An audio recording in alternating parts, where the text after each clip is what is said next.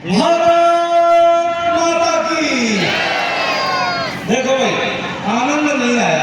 मैंने तो ये सुना था कि खैरागढ़ के लोग बड़े दमदार होते हैं। आखिर आपकी आवाज दूर तक जानी चाहिए। एक बार फिर दोबारा बोलेंगे, देखते हैं कितना दम है। भारत माता की।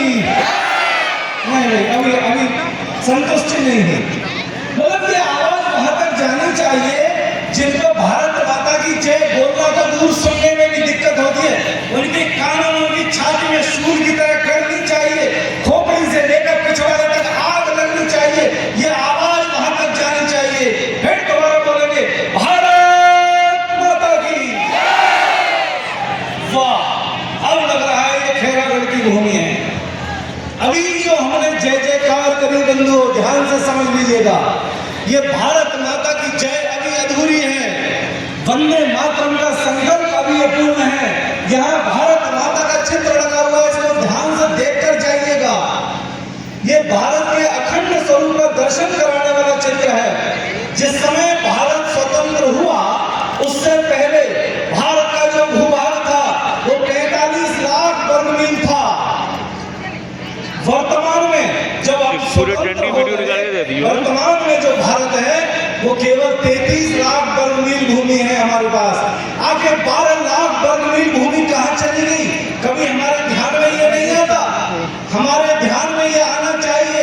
प्रत्येक हिंदू के मन में ये संकल्प रहना चाहिए, ये कसक रहनी चाहिए कि भारत माँ तो खंड खंड हो चुकी है। भारत माँ की दोनों भुजाएं पाकिस्तान और बांग्लादेश के रूप में कट चुकी है। भारत माँ के श्री चरण लंका के रूप में कट चुके हैं।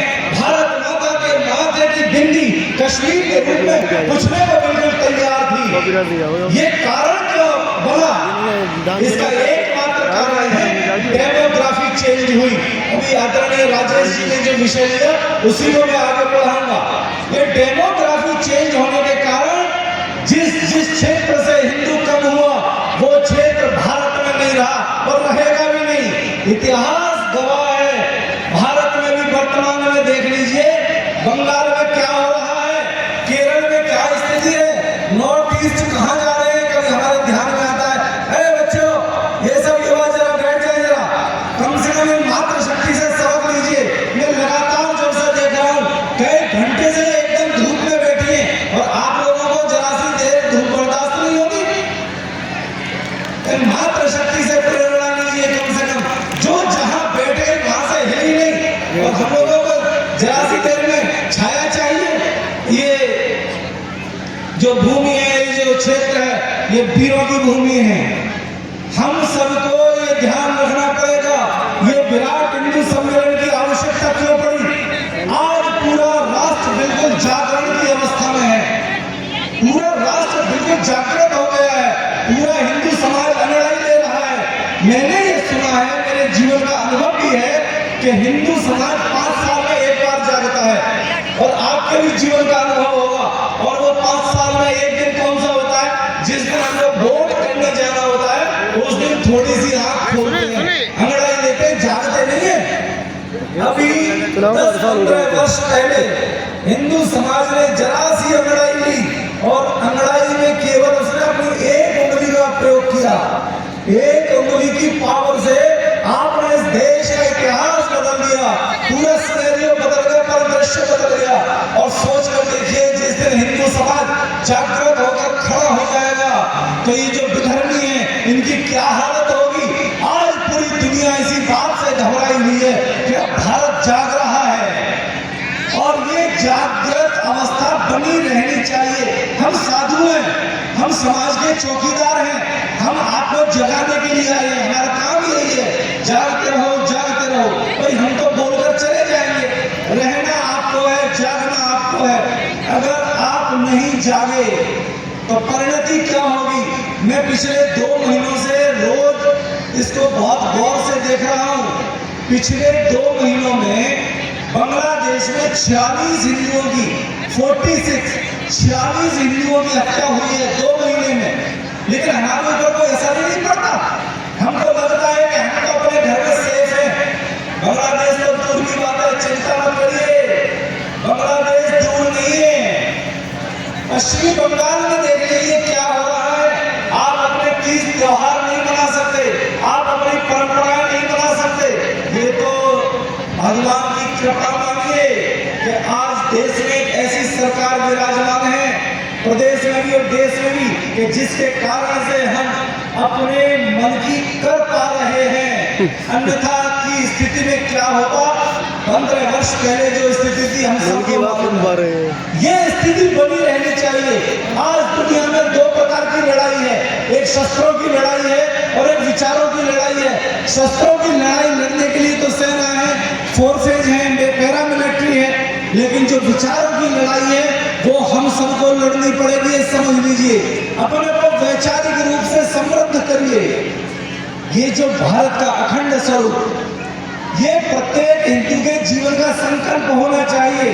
अभी बहन जी ने ये चर्चा करी कि हम वर्ष में नव दुर्गा मनाते हैं। आपको कभी मन में ये भाव नहीं आता कि नव दुर्गा माँ के 52 शक्तिपीठ धरती पर हैं, लेकिन दुर्भाग्य देखिए उन 52 शक्तिपीठों में से 8 शक्तिपीठ हमारे पास नहीं है। और जो अपने को बहुत बड़े बड़े क्षत्रिय समझते हो, मैं बहुत खुला बोल रहा हूँ, मैं साधु हूँ, मुझे अधिकार है बोलने का। जो अपने को बड़े बड़े क्षत्रिय समझते हो, धिक्कार है उनके लिए। क्षत्रिय समाज की जो कुल देवी है माँ हिंगलाज भवानी, वो आज हमारे पास नहीं है। वो पाकिस्तान और अफगानिस्तान के बॉर्डर पे जो हिंदू कुश पर्वत है, वहां पर माँ हिंगलाज भवानी का शक्तिपीठ है। और आज से 5 वर्ष पहले वहां के तालिबान ने हिंगलाज भवानी के मुख्य पुजारी का अपहरण करके गोली मार दी। आखिर किस मुंह से हम माँ के सामने जाते होंगे? हर वर्ष जब नवदुर्गे आते हैं, आप मंदिर में जाते हैं, मंदिर में जाकर हलवा और चना का प्रसाद लगा लिया और पूजा हो गई। ये माँ की सच्ची पूजा नहीं है, ध्यान से समझ लीजिएगा। 52 शक्तिपीठों में से 8 शक्तिपीठ आज हमारे पास नहीं है। श्रीलंका की राजधानी कोलंबो माँ काली अम्मा का शक्तिपीठ है। बांग्लादेश की राजधानी ढाका माँ ढाकेश्वरी का शक्तिपीठ है। बांग्लादेश का सबसे बड़ा नगर चट्टग्राम माँ चट्टेश्वरी का शक्तिपीठ है। कितने सारे शक्तिपीठ हमसे बाहर हैं, हम उनका दर्शन नहीं कर सकते।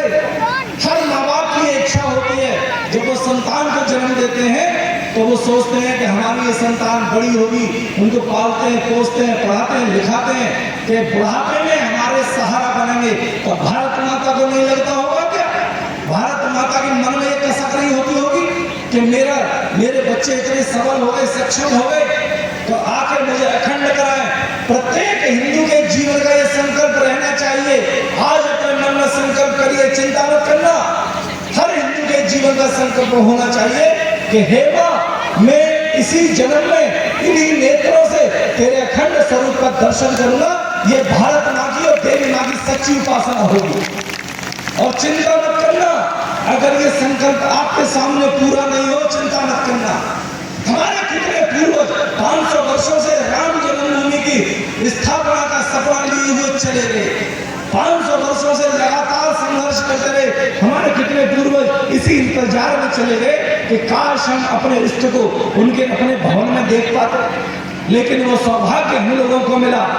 72 बार युद्ध हो चुका, लाखों की संख्या में हमारे पूर्वजों ने राम जन्मभूमि के लिए बलिदान दिया, लेकिन उन सौभाग्यशाली क्षणों के दर्शन करने के जो हमारे सबके मन की इच्छा थी, वो ईश्वर ने हमको प्रदान करी।